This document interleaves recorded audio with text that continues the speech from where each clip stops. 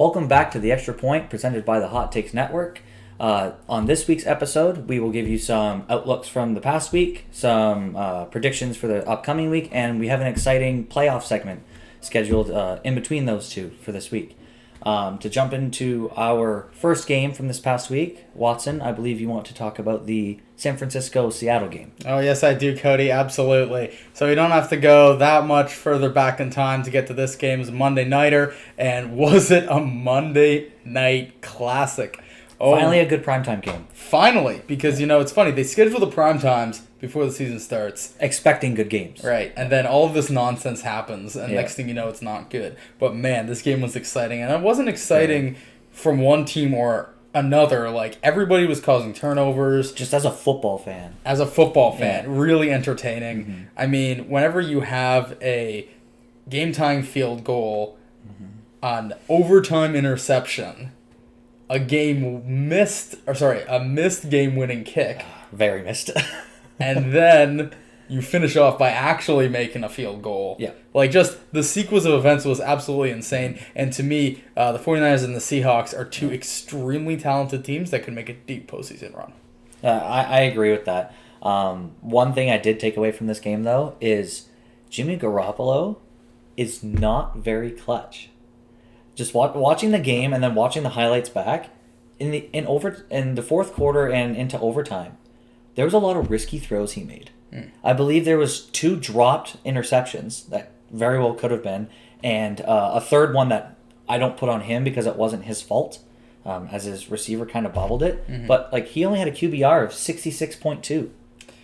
I hate to see it. With a rating like that, you're winning because your defense was generating those turnovers.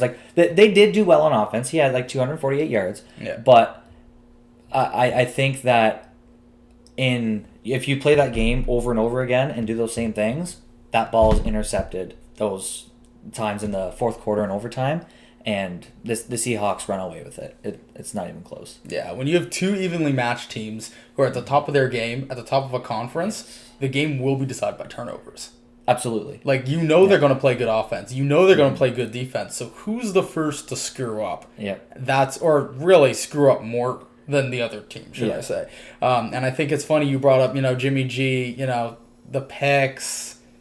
Sometimes he kind of looked just uncomfortable back there. I'm almost wondering if he was going up against Russ and how good Russ has been. He felt a little bit of pressure to match his skill level. Yeah, and it's not that Garoppolo's a bad quarterback. Yeah. It's just more or less, I think, he hasn't felt that kind of pressure in a game yet. Because, sure, he started a couple games in New England, started a couple games last year for San Fran, but I think, as a starter, he was never that, okay, we have to score here, we have to create something. I don't think he's ever had that pressure. And you kind of see it, too, because the Niners didn't have much of a rushing game, but I think Garoppolo has a new favorite receiver in Deebo Samuel. Deebo, although that's partially because new pickup Emmanuel Sanders went down so early. True. That they wound up at Deebo. But I will say, we're just going to jump back to the Niners rushing attack for a second. That's what's carried them the last few games. Yeah. And it's almost hid and protected Jimmy G a little bit because they would run it so consistently and so well that, he'll have to make a few throws a game. He throws for $180 and a touchdown, and nobody really pays any attention. So, to me, if you can find a way to shut down this Niners running game, I think you have an easy chance of beating them. Yeah, and that's kind of what I was getting at is, Garoppolo had his first true test in terms of you have to pass the ball. You can't let your committee backfield do the work for you. Yeah. But Deebo Samuel, 8 catches, over 100 yards, targeted 11 times. It does help that Sanders is out, but that also shows you that if Jimmy G does step up to the plate with a weapon like Samuel, and then when Sanders comes back and a committee backfield, you should win 99 out of the 100 football games you play. Maybe not. I don't know. I will add on to that my boy George Kittle. Don't forget, Kittle was out. Throw Kittle in there. I do think he has the weapons, but again, I think he's got to learn how to play in prime time. I agree with you that the weapons are there, but I think the question remains, you're going to come up against the Russell Wilsons and the Aaron Rodgers and, who are the Drew Breeses of the world before you make it to the Super Bowl. And if you're going to sit there and try to play their game, doing a thing that they clearly do better than you, that's not going to be a real recipe for success. And speaking of the Russell Wilsons of the world, we had this whole debate last time about, is Seattle going to go far? Can Russell carry them? I have to say, a lot of my doubts about the rest of the team were kind of put to rest with that 49ers win, because there was a lot of clutch opportunities, whether it was the Clowney return fumble touchdown, Jason Myers making field goals, or just everybody kind of rallying around Russ to make that a W. I think Seattle has proven to everybody that regardless of how deep they go in the playoffs, they're at least a team to fear. Mm-hmm. And someone I was actually really impressed with on Seattle is their cornerback, Griffin. Mm. He made an interception that was called back on a penalty. Yeah. Great interception. Yeah. And some of the passes he was defending, like he was just sacrificing himself completely in order to ensure that pass doesn't get there. And that's exactly what you want. And that kind of brings back the Legion of Boom vibe to Seattle. And if you can start to develop a secondary like that again, look out, because Seattle might be winning another Super Bowl. Their front seven there. You got Clowney, you got Bobby Wagner, KJ Wright. Like, they have a good front seven. If they could get even a semblance of a half-decent secondary, I don't know. It could be dangerous, for a complete team to finally figure it out. And speaking of complete teams that are not very complete at all, Buffalo really let me down this week. Me too. Buffalo. Me too. You're watching the game. I thought that after there was the forward pass from Baker Mayfield that got blown up, and at the time they ruined a fumble return for a touchdown. Yeah. When that happened, I had assumed, regardless of whether it was overturned or not, that the game was over. And the Bills found a way to eat a sock and lose the game still. And Yeah. So I had some money riding on the Bills. Yeah. As you know from last week's podcast, and I want to just say that's a tough one, and it was a good take, but it just didn't hit this time. One thing that I did take away from this game though is last week we were I was kind of tearing Baker a new one in terms of he needs to play, he needs to finish a drive. Yeah. Well, he finished twice. He had two touchdowns. His quarterback rating was over 100. Mm-hmm. So he actually played good football this past week. Yes, he did. And like the score was close, but I think that's one of the main reasons why the Browns won. And I think the other reason why the Browns won is because the second receiver on that team, not named Odell Beckham, he goes by the name of Jarvis Landry, has been overlooked a lot during the season. He was by far the most consistent receiver in that game. And I don't just mean his 9 catches for almost 100 yards and a touchdown. I'm more referring to the fact that when I was watching the game, every time I saw the throw going and I saw the receiver open, I just knew it was Jarvis Landry. Yeah. Like, I just knew he had found a way against a Buffalo secondary that is one of the best in the league to find openings. And a guy like that, talent doesn't come around like that very often. Yeah, and I think their offense in this past game was full circle because Nick Chubb had over 100 yards. Yeah. And on only 20 carries. He's so good. He is fantastic. And Kareem Hunt actually got a couple touches on the ball. Mm-hmm. So if you use Nick Chubb and he performs like that, you have Kareem Hunt. Then you have Baker actually playing good football with Jarvis, and then it sounds weird to say, but like as a sneaky receiver, Odell Beckham. Like this is the kind of team that everybody thought they would be before the season started, and they just haven't shown yet. Besides last week, like you had performances from your receiving, from your running backs, from your quarterbacks. Like it was full circle on offense. Yeah. So if they can keep that up, things are looking up for the Browns. Yeah, good for them. And I mean, on the flip side, we talked about quarterbacking performances. Josh Allen. And, it's not even the fact, like, he's not turning the ball over. He didn't have an interception in the game. Yeah.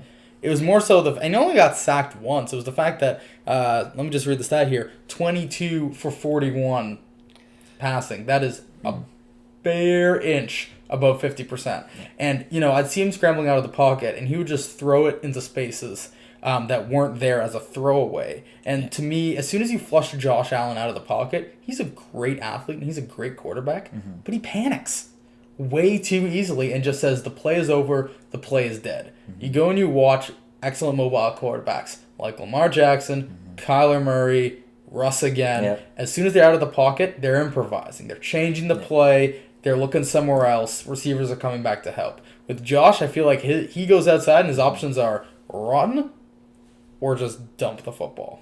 Yeah, and because you brought it up, I just want to bring notice to and appreciate Lamar Jackson's spin move. That is out of a video game. That was amazing to watch. I could watch that highlight over and over. Yeah. And as I said last week, I'm a fan of quarterbacks who can run the ball because it gives you that extra option on offense and it screws up other defenses. And when your quarterback can do things like that. Yeah, that was...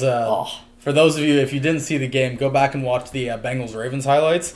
There's a run that he's talking about with a little pirouette. In the middle of the field. Yeah, that was pretty nutty. All the way for a touchdown. Yeah, and I mean, when your quarterback can sprint down the field like he's out of the 100-meter block, what are you going to do, right? Yeah, exactly. I don't know. So I guess we'll move on to our playoff segment. Yeah. Watson, what team from the AFC that currently does not have a playoff position do you think could get one? Yeah, so it's tricky because the AFC from the second wild card down is a little bit of a logjam right now. The Steelers hold it at 5-4, but then you look across and you got the Raiders and the Colts both at 5-4. The Texans are at 5-5. Or not Texans, sorry, the Titans. Titans 5-5. 5-5. So there's a lot of, kind of congestion there. So one team that I think could be very interesting are the Raiders. And it's kind of funny because we went into the season, they got a bunch of draft picks. They kind of made it really Gruden, John Gruden, being Gruden, Gruden's Grinders, okay? Yeah. Picked a bunch of players that were highly questionable. Then the whole Antonio Brown shenanigans happened. I was going to say, speaking of questionable players. Yeah. And now here we are. And here we are with the Raiders on the brink of a playoff position. And I truly think they have a shot. There's a couple of reasons why I think that. The first one is their remaining schedule. So if you go to the Raiders' remaining schedule here, they are facing Cincinnati, the New York Jets, Tennessee, Jacksonville, the Chargers, and Denver. And I think out of all of those games are potential winning games. The only problem in the schedule... I was going to say, I give them at least four wins out of that, if not 5. I say they only drop one of those. Yeah, and the only worry in there is Kansas City, which I'm just not including. We have to assume that's a loss. Oh, yeah, that's a loss. Yeah, but the rest of the schedule, they're winnable games. And a lot of guys have stepped up on this offense. Like Josh Jacobs, we thought would be good. That man... is really good. He's really good. And he's a power back, and he kind of just charges in there. He brute force. He kind of reminds me a little bit of a smaller version of Brandon Jacobs. Okay. In the way that Jacobs was like a big hit the gap and pound guy, whereas Jacobs is like if you just like Josh Jacobs, if you compress Brandon a little bit and make him able to catch a football once in a while, he kind of starts to remind me just the way he hits the gap as Brandon Jacobs. But also I think guys like Tyrell Williams or Darren Waller for receiving options. When you surround David Carr, his brother, Derek Carr, with some talent, the guy can play. I was just going to say, you see the pieces of their offense coming together. Yeah. And after getting rid of Khalil Mack last year, the question was with their defense. But I think that because their offense is starting to come together, Gruden's been able to focus on that defense a little more. And they've been playing not too bad either. Yeah, but okay, yeah. But, I think just... I agree with you. I think due to their the latter half of the season, their ending schedule, there's at least 4 or 5 wins in there. And with you've seen teams make the playoffs at 9-7. You've seen teams make the playoffs at 10-6, especially in a wild card spot. Absolutely. I don't think they necessarily take their division, but they might not take the division, but the Chiefs are only at 6-4.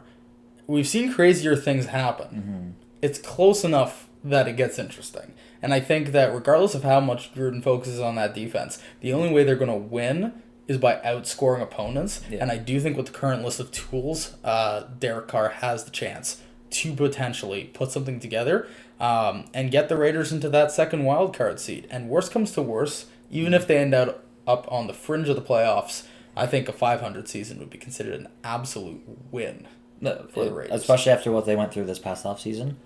I totally agree. Absolutely. So that's the AFC for me. I know you were taking a look at the NFC, Coty, and what do you think about that? So the NFC, I think the options in terms of who isn't in the playoffs and who could are very limited. So right now, the 1 and 2 seeds are the Niners and the Packers at 8-1 and 8-2. Then you have the Saints and the Cowboys at the top of their divisions. Then you have the Vikings and the Seahawks in the wild card spots. Those are some high-ranking wildcard teams there. I was just gonna say. So the Vikings are 7-3, the Seahawks are 8-2. The next closest team in the hunt is the Rams, Eagles, and the Panthers, all at 5-4. Yikes! So I don't think that anybody catches the Vikings or the Seahawks in terms of the wild card spot. Mm-hmm. If the Seahawks win their division, San Fran will drop to the wild card, and same thing with the Vikings and the Packers if they switch spots. The only thing I can see changing, because I don't see the Saints losing their division to Tampa Bay, Atlanta, Carolina. Like Carolina, it's only Carolina that has a marginal shot. Yeah, and with a 2-game lead on them already, I don't see a Drew Brees led Saints dropping that division. Knock on wood. The only division I see changing is the Cowboys and the Eagles, because the Eagles aren't that bad of a team, and neither are the Cowboys, but they're not great either. Yeah. I don't think either of these teams go far in the playoffs, but the only spot I can see changing right now is the Eagles and the Cowboys, because there's no way the Rams come back in their division enough to get a wild card spot. Same thing with the Panthers, and then everybody below them, Bears, Lions, Cardinals. Like you start to get into the losing records, and there's no way that they can make up that ground. Yeah, I'm just checking here to see what the remaining schedules are looking like, but the thing with Dallas is that they have a really good defense. Philly's secondary is questionable. But on the flip side, if you have to put Dak Prescott and Carson Wentz in a room and tell me to pick one, I'm not picking Dak, right? Yeah. So, and I think everybody who is not a Cowboys fan will pick Carson Wentz 9 times out of 10. Yeah, and the Eagles have a Week 16 date with Dallas. And that'll be a huge swing game. Yeah. That could almost be a deciding game right then and there, depending on how these next couple weeks go. And with Philly, that's such a deciding game because I think the rest of their games, I'm going to tell you honestly, I think they're already decided. Because they're facing New England and Seattle. Both losses. But then they got Miami, Washington, and a pair of games against the Giants. So you're looking at 4-2. So 9-6 record, barring the Dallas game. Yeah. Right? And then if you flip yourself over here and we take a look at what the Cowboys have remaining on their schedule, they have a little bit more, what I would say is flexibility in terms of where they go. Mm. So they do face Washington, which should be a win. But then most of their other games are still up for contention. So they're in Detroit. It just depends on how Detroit's defense wants to do that day. Yeah, they're home against Buffalo. They're in Chicago. I'm not saying we're going to go through every game right now and figure it out. They're home against the Rams. Like, these are games that, again, they should win or lose. It could go either way. Yeah, but it will be more contentious. So if they get in a situation where they win half, they lose half, that Week 16 games could be huge. Yeah, and just because, like you're saying, the Cowboys, it's totally up to them. So the question is, are they going to Dallas? Are they going to be that good team that doesn't win? Because the Eagles have those games, and in our minds, it's already decided. Yeah. So ultimately, I don't think it's really up to the Eagles whether they win their division. I think it's up to the Cowboys whether they, because right now their records are tied. They just have the tiebreaker.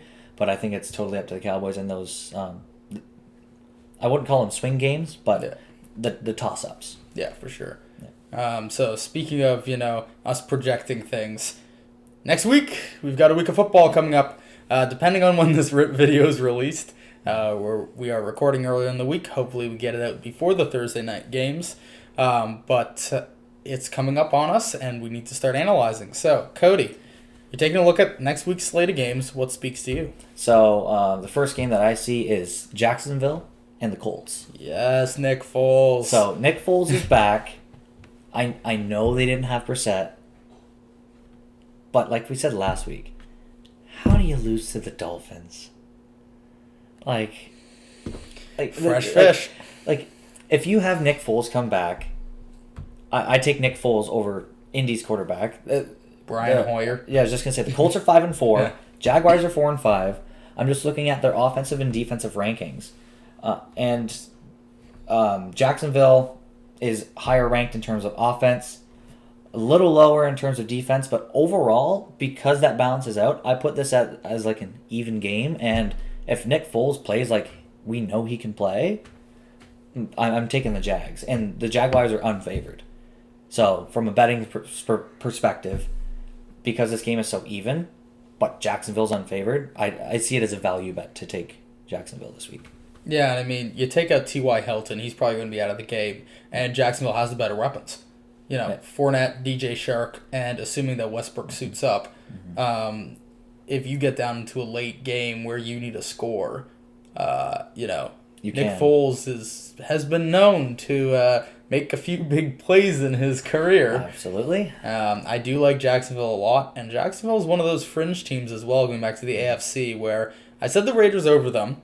The Jags are 4-5, and if Nick Foles starts to Nick Foles himself here, like the rest of that Jaguars team is very talented. So we've seen weirder things happen. Yeah. So, and like you said, I think T.Y. Hilton is a big part of that offense, and without him, Jaguars secondary have the other Colts receivers covered. So really, it's a matter of can Marlon Mack run the ball down the Jaguars' throat. Yeah, and I mean, the Jaguars have a great front seven. I know it's kind of deteriorated in the last couple of years, but they still got guys up there that can make plays. Absolutely. You throw Calais Campbell in the middle of any defensive line, and all of a sudden you have problems, right? So I think that, I think it's going to be close, like you said, but I like the pick. I like it. Right. I like it a lot. Well, that's my first game of the week. Yeah. What's your first game of this coming week? Let's talk a little bit Texans Ravens, because I know we were chatting about this ahead of time. This is one of those games that I feel is a statement game for both teams. I'll agree with that. Right? The Ravens are kind of on top of the world right now. They knocked off the Patriots. Lamar's doing spin moves. They're having a wild time up there. And then the Houston Texans are kind of still trying to figure out who they are. They're leading the division, but a lot of things haven't quite been working for them. They've had some injuries. So this is a game to me where, statement is going to be made one way or another between the teams. Yeah, and I totally agree with that. What I was looking at this game, I still kind of think Baltimore comes out on top. But the biggest thing I was looking at is the under-over, which I don't bet very often. But I think when you have Baltimore, who I believe has not scored less than 20 points in any game this season. Yeah, their lowest is... let's see here. Yeah, their lowest seems to be 23 points in their win over Cincy and their win over Arizona. So, being that that's their lowest, and then you'll go up against Deshaun Watson, DeAndre Hopkins of the Texans, who have also been scoring quite a few points this season. Right now, the line's at 49.5. I'm taking the over. I think this is a complete shootout, and it's a battle of Lamar Jackson versus Deshaun Watson. And it's going to be, I think, similar to this past week's Monday night game in terms of a great football game to watch, regardless of who you root for. Yeah, I agree with that. And I think, both secondaries are trash. Okay, maybe not trash, but definitely not top 2/3 of the league. Mm-hmm. There's just too many problems. Baltimore does have a very talented individual secondary, but they've fallen far short of expectation. And Houston's just whatever Houston is. Mm-hmm. So... like you said, you got some fast receivers, got some mobile quarterbacks. Let's see what happens. Mm-hmm. I like the Ravens in this game because I think it's going to come down to points, like you said. Yeah. And they have the man, the myth, the legend, Justin Tucker, one of the most accurate football kickers in our generation. And I think, if it comes down to a late game field goal, throw me Justin Tucker out there, he'll hit from 55 yards, no problem. Well, as you can see by my sweater, I know all about late game field goals. But also this past week, we saw how important a late game field goal can be. Yeah. It can turn a win into a loss. Yeah. But I think something that gives the Ravens the edge, if Lamar Jackson isn't already good enough at running the football, when you don't have someone like J.J. Watt rushing at him anymore, that just gives him extra freedom, which with that guy you do not want to do. Mm-hmm. So I think because he's already running all over teams, when you don't have that good of a pass rush, I see him escaping the pocket, seeing a small gap and taking it.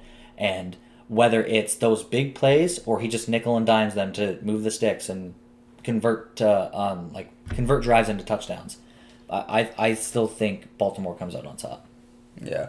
I wanted to bring up actually because, Tampa fan, this is not a Tampa game for me. That the reason I'm interested in this game is I'm interested in it because of New Orleans. I want to bring up the Tampa-New Orleans game because New Orleans, for no apparent reason, decided to get squashed by the Falcons last week. You objectively look at the game, nothing made sense. New Orleans is a way better team than that. You do not send Drew Brees out there and a plus defense and wind up getting destroyed by a team that has barely... I think they won one game going into that matchup all year, so 2-7 Falcons or whatever.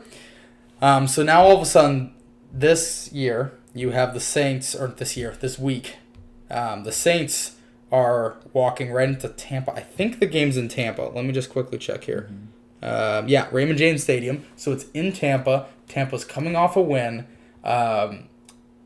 This is a game for me that the Saints need to prove to their fans and to the rest of the NFL that that they're a serious team and that they're going to, be a serious threat in this playoffs coming up. Yeah. And I think that, should they fall to Tampa for some mysterious reasons, back-to-back losses to the Falcons and to the Buccaneers start to really question the legitimacy of this New Orleans team. And we said earlier about a statement game with the Ravens game. I think this is a statement game for just the Saints. Yeah. Because if they drop that back-to-back, that's huge in terms of their division. And as someone who bet on the Saints last week, has Drew Brees in their fantasy team, I really need a Saints win this week. And after getting duped with the pass interference call last playoffs, and 2 years ago the Minneapolis Miracle, the Saints need to make that deep playoff run and actually get to the Super Bowl this year, or else I see Drew Brees calling it quits. He needs that team around him to do well in order for him to want to stay. Yeah. So that wraps it up for this week's episode. Hope you enjoyed our takes. Please leave some comments on our YouTube video so we can maybe address them in another segment next week. Please like and subscribe on YouTube. Follow our Facebook page, The Extra Point. And don't forget to follow us on Instagram, Twitter, and visit our website, all the Hot Takes Network. And hope you enjoyed, and we will see you next week. Yep. Take care, folks.